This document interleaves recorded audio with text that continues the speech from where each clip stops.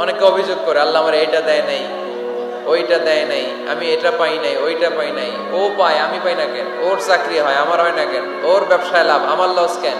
ওর বউ সুন্দরী, আমারটা কালা কেন? আছে না নাই? না, অভিযোগ করবেন না। আপনি যে অবস্থানে থেকে অখুশি, আপনি যেই অবস্থানে থেকে আল্লাহর কাছে অভিযোগ করতেছেন, আপনার এই অবস্থানে আসার জন্য অনেকে আল্লাহর কাছে দোয়া করতেছে, ঠিক কিনা? কিন্তু আপনি এই অবস্থানে খুশি না। অনেকে এই অবস্থানে আসতে চায়, তাদের স্বপ্ন যে তারা একদিন আপনার স্থানে আসবে, কিন্তু আপনি আপনার জায়গায় থেকে খুশি না। এজন্য উনজুর ইলা মান হুয়া আসফালা মিনকা, তোমার চেয়ে যে খারাপ অবস্থায় আছে তার দিকে তাকাও, তাহলে তোমার মনের দুঃখ ঘুচিয়ে দিবে কে? আপনার চেয়ে যে খারাপ অবস্থানে আছে তার দিকে দেখেন কি অবস্থা। আপনি এইটা চান, ওইটা চান, কত কিছু লাগবে আপনার। হসপিটালে যে দেখেন ক্যান্সারে আক্রান্ত রোগীদের কি অবস্থা দেখেন। ক্যান্সার যার নেই কোনো অ্যান্সার, বাঁচবে না সে। ওরে যে জিজ্ঞেস করেন, ভাই আমি তো বাড়ি চাই, গাড়ি চাই, আমার অনেক অভিযোগ, আমি এটা চাই, ওটা চাই, তুমি কি চাও? ক্যান্সার আক্রান্ত রোগীটা বলবে, আমি কিচ্ছু চাই না, আমি খালি বাঁচতে চাই। ক্যান্সার আক্রান্ত রোগীটা কি চায়? শুধু কি চায়? বাঁচতে চায়। আর আমাদের অনেক কিছু লাগবে। এজন্য বেঁচে যে আছি, এই জন্যই আলহামদুলিল্লাহ। শ্বাস প্রশ্বাস যে নিতে পারতেছি, বেঁচে আছি, অনেক দিয়েছে প্রভু, আর কিছু লাগবে না, আলহামদুলিল্লাহ পড়েন। চাওয়ার কোনো শেষ নাই, আছে? লাউ আন্না লিকুল্লি ইবনি আদম ওয়াদিয়ান মিন যাহাব আহাব্বা আন ইয়াকুনা লাহু ওয়াদিয়ান ওয়া লা ইয়ামলা ফাহু ইল্লা তুরাব। প্রত্যেক বনি আদমকে আল্লাহ তাআলা একটা করে স্বর্ণের পাহাড়ের মালিকও যদি বানিয়ে দেয়। কিসের পাহাড়? সবাই বলেন। দেখছেন শরীয়তপুরে? শরীয়তপুরে নাই স্বর্ণের পাহাড়? কোন দেশে আছে? সৌদি আরব। স্বর্ণের পাহাড় নাই, স্বর্ণের খনি আছে। স্বর্ণের পাহাড় এই পৃথিবীতে হবে না, স্বর্ণের পাহাড় পাওয়া যাবে জান্নাতে, ঠিক কিনা? প্রত্যেককে যদি আল্লাহ একটা করে স্বর্ণের পাহাড়ের মালিকও বানিয়ে দেয়, তারা আরো একটা স্বর্ণের পাহাড়ের মালিক হতে চাইবে। আচ্ছা বুঝে শুনে উত্তর দেন তো, আল্লাহ যদি আমাকে একটা স্বর্ণের পাহাড়ের মালিক বানিয়ে দেয়, আমার 14 পুরুষ এই পাহাড়, স্বর্ণের পাহাড় কেটে কেটে ভেঙে ভেঙে বিক্রি করে খেয়েও এই পাহাড়ের অর্ধেকও কি শেষ করতে পারবো? তাহলে আরেকটা লাগবে কেন? স্বভাব, ঠিক কিনা? স্বভাব কি? তো একটা স্বর্ণের পাহাড়ের মালিক যদি আমি হই, আমার 14 পুরুষ খেয়েও শেষ করতে পারবে, তারপরেও আমি আরেকটা কেন চাই? স্বভাব। আল্লাহর হাবিব বললেন এটা স্বভাব। ওয়ালা ইয়ামলা আফাহু ইল্লা তুরাব। কবরের মাটি ছাড়া কোনো কিছুই তার এই জিহ্বাটারে থামাতে পারবে। যার আছে যত বেশি, তার আরো চাই তত বেশি। মানুষের আছে যত বেশি, তার চাই তত বেশি। শেখ সাদি রাহিমাহুল্লাহ, ইরানের বিখ্যাত কবি, বালাগাল উলা বিকামালিহি কাশাফাত দুজা বিজামালিহি, এই কবিতা লিখে বিখ্যাত হয়েছিলেন। তো ওনার একটা সময় আর্থিক দৈন্যতা যাচ্ছিল, টাকা পয়সা ছিল না, ফলে পায়ে দেওয়ার মতো জুতা ছিল না। কি ছিল না? জুতা ছিল না। তো খুব আফসোস করে একদিন মনে মনে আল্লাহরে বলে, আল্লাহ আমি এত বড় কবি, আমার পায়ে দেওয়ার মতো জুতা নাই। আহা, আফসোস করে ঘর থেকে বের হয়েছে। বের হয়ে দেখে এক ভিক্ষুক ভিক্ষা করে, ওই ভিক্ষুকের 2টা পাই নাই। ভিক্ষুকের 2টা, আর কবি সাহেবের কি নাই? জুতা নাই। কবি সাহেব যখন এই দৃশ্য দেখছে, হায় রে, আমার তো পা আছে, এর তো পাই নাই, সেজদায় পড়ে গেল। আর আল্লাহরে বলে, আল্লাহ শুকর, আলহামদুলিল্লাহ, বেশ ভালো আছি, আর কিছু লাগবে না। এজন্য শান্তি হচ্ছে শুকর আলহামদুলিল্লাহর ভিতরে। শান্তি কিসের ভিতরে? শুকর আলহামদুলিল্লাহর ভিতরে। এজন্য আওয়াজ করে পড়েন আলহামদুলিল্লাহ। আপনার চাহিদার কোনোদিন শেষ হবে না। দেখবেন যার পা নাই, সে পা দেখে আফসোস করে, ইস লোকটা হেঁটে যায়, কি সুন্দর যায়, আমি তো হাঁটতে পারি না, যদি হাঁটতে পারতাম, যদি 2টা পা থাকতো। যার পা আছে, সে সাইকেলওয়ালাদেরকে দেখে আফসোস করে, ইস আমার যদি একটা সাইকেল থাকতো তাহলে তার হাঁটা লাগতো না, সাইকেল দিয়ে বাজারে যেতাম। যার সাইকেল আছে সে আবার হুন্ডাওয়ালাদেরকে দেখে আফসোস করে, ইস একটা হুন্ডা যদি থাকতো তাহলে তো ভো ভো করা যাইতো না। হুন্ডাওয়ালার আফসোস আছে প্রাইভেট কারওয়ালাদের দেখে, তারা আফসোস করে ইস আমার যদি একটা কার থাকতো তাহলে তো কার চালাইতে পারতাম। যাদের প্রাইভেট কার এদেরও আফসোস আছে, ইস আমার যদি একটা হেলিকপ্টার যদি থাকতো তাহলে তো উড়াল মারতে পারতাম, ঠিক না? হেলিকপ্টার ওয়ালাদেরও আফসোস আছে, আমার যদি একটা জেট প্লেন থাকতো, jet plane, private jet plane, ও প্রিন্স ওয়ালিদ বিন তালালের মতো 70% মেড অফ গোল্ড, তার একটা জেট প্লেন আছে, এটার 70% স্বর্ণ দিয়ে বানানো। তার মানে চাওয়ার কোনো শেষ আছে নাই। সুখ শান্তি যদি চান অলওয়েজ পড়বেন আলহামদুলিল্লাহ। কে পড়বেন?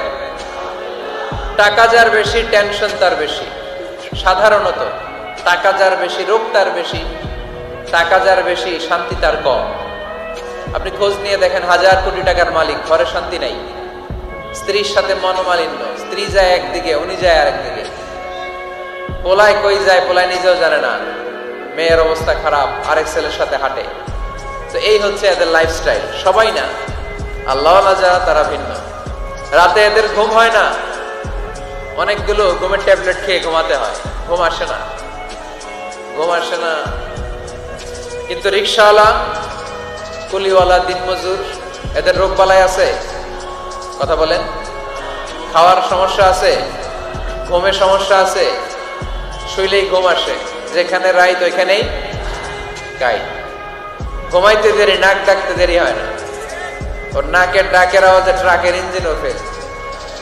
শান্তির ঘুম। এই জন্য সবসময় শান্তি খুঁজতে হবে। কি খুঁজবো? শান্তি দেওয়ার মালিক কে? আল্লাহ তুমি এই দেশটাকে শান্তিময় করো, শরীয়তপুরটাকে তুমি শান্তিময় করো, আজকের মাহফিলটারে কবুল করো।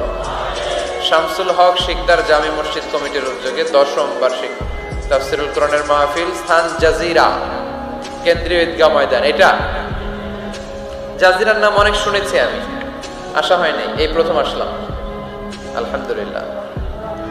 3 দিন ব্যাপী তাফসীরুল কোরআনের প্রোগ্রামের আজ 3য় রজনী। আমার আগে কথা বলেছে মুফতি কাজী মোহাম্মদ ইব্রাহিম, গতকাল কথা বলেছে মাওলানা এম হাসিবুর রহমান, কথা বলেছে মাওলানা আব্দুল খালেক শরীয়তপুরী। যারাই কথা বলেছে কোরআন হাদিসের আলোকে যা বলেছে আমরা যেন আমল করতে পারি, আল্লাহ তৌফিক দান করো। সঙ্গীত পরিবেশনায় ছিল মশিউর রহমান সুর সম্রাট, অ্যাডভোকেট রোকনুজ্জামান ইসলামী সঙ্গীত শিল্পী, star voice champion Imtiaz Ahmed. আজকের প্রোগ্রামের প্রধান অতিথি জননেতা জনাব ইকবাল হোসেন অপু সাহেব, মাননীয় সংসদ সদস্য শরীয়তপুর 1 আসন, আসছেন উনি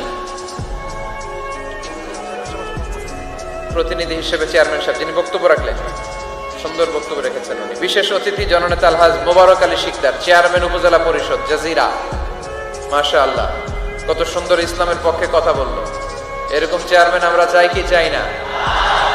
অনেক চেয়ারম্যান মাহফিল বন্ধ করে দেয়, আছে না নাই? এগুলো ওনারা ভুল করে। ওনাদের উচিত মাহফিলগুলোতে আসা। যেমন আপনাদের চেয়ারম্যান এসেছে, আপনাদের ভালোবাসায় সিক্ত হয়েছে, ঠিক কিনা? আপনাদের দোয়া নিয়ে গিয়েছে, দোয়ার দরকার আছে না নাই? দোয়ার অনেক দাম। এজন্য জনপ্রতিনিধি যারা, আমি ওনাদেরকে বিনয়ের সাথে বলবো আপনারা মাহফিলগুলোতে আসবেন, এসে জনগণকে সালাম দিয়ে যাবেন, দোয়া নিয়ে যাবেন, দোয়ার অনেক দরকার। অতিথি হিসেবে আরো আছে জনাব মোহাম্মদ ইউনুস ব্যাপারী, জিএম নুরুল হক সাহেব, মোহাম্মদ ওমর ফারুক সাহেব। যারাই এসেছে আল্লাহ সবাইকে কবুল করো। বিশেষ করে আমার যুবক ভাইদেরকে আল্লাহ তুমি কবুল করো। সৈয়দনা ওমর ফারুকের মতো ইসলামের বীর সেনানী হিসেবে কবুল করে নাও। পর্দার আড়ালে মা বোনদেরকে আল্লাহ তুমি কবুল করো। আম্মা জান আয়েশা রাদিয়াল্লাহু তাআলা আনহা, খাদিজাতুল কুবরা রাদিয়াল্লাহু তাআলা আনহার মতো মহিয়সী, গরিয়সী, নেককার নারী হিসেবে কবুল করো। আসুন আমরা সরাসরি কোরআন থেকে শুনি, কারণ কোরআন থেকে শুনলে বরকত বেশি না কম? আরো জোরে বলেন, বেশি না কম? এটা এমন একটা কিতাব যে কিতাবে কোনো ভুল নাই। আছে? সন্দেহ আছে? সংশয় আছে? মুত্তাকিনদের জন্য এই বইটারে হেদায়েতের কিতাব করে নাজিল করলো কে? যালিকাল কিতাবু লা রাইবা ফি হুদাল লিল মুত্তাকিন। This is the book, the most authentic and original book in the world.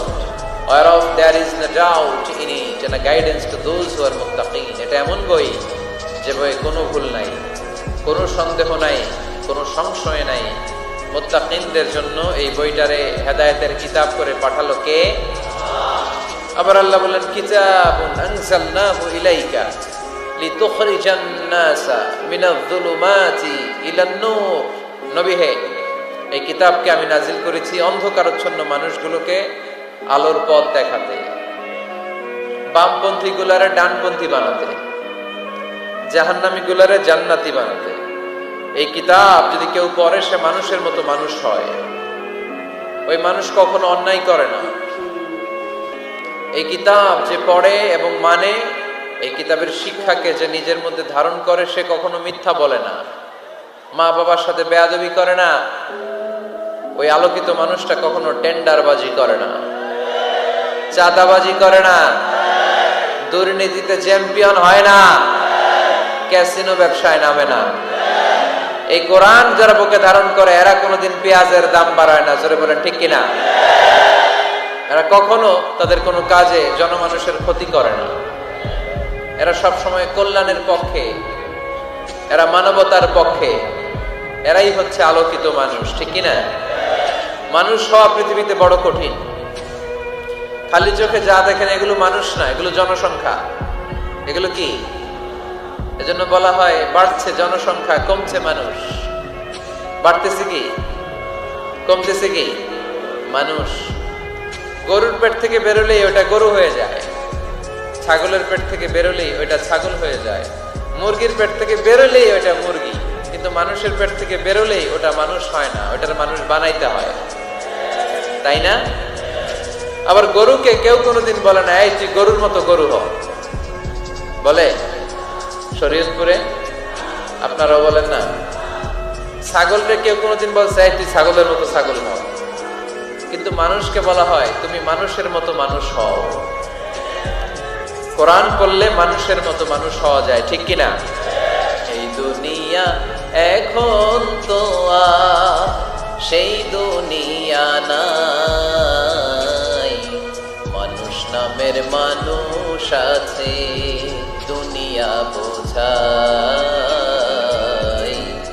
সেই মানুষের ভিড়ে আমার আসল মানুষ নাই, ঠিক কিনা?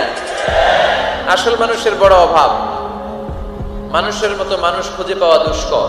এই কোরআন এসেছে আমাদেরকে মানুষের মতো মানুষ বানাতে। এজন্য এই কোরআন থেকে শুনলে লাভ না লস? কোরআনের সাথে আমাদের সম্পর্ক বাড়াতে হবে। প্রতিদিন কোরআন তেলাওয়াত করতে হবে। আপনারা করেন? হ্যাঁ, আজকে করছেন কারা কারা দেখি? মাশাআল্লাহ, মাশাআল্লাহ, হাত নামান।